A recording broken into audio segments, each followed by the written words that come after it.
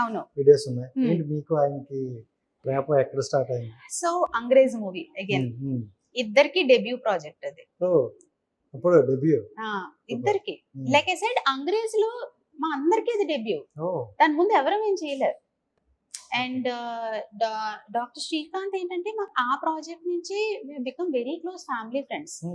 మా అమ్మని దీది అని పిలుస్తారు. సో నేను ఆయన్ని మా ఇంట్లో నిక్ నేమ్ ఏంటంటే డాకాక్ అనమాట. స్పైడర్ మ్యాన్ లో డాక్టర్ ఆక్టేవియస్ విలన్. ఈయన యాక్చువల్ గా మెడికల్ డాక్టర్ కదా, ఈజ్ ప్రాపర్ డాక్టర్. సో అలాగా నిక్ నేమ్ ఇది పెట్టి డాకాక్ అని చెప్పి పెట్టాను. సో లిటరలీ నేను ఆయన ఇంట్లో చిన్న పిల్లని అంతే.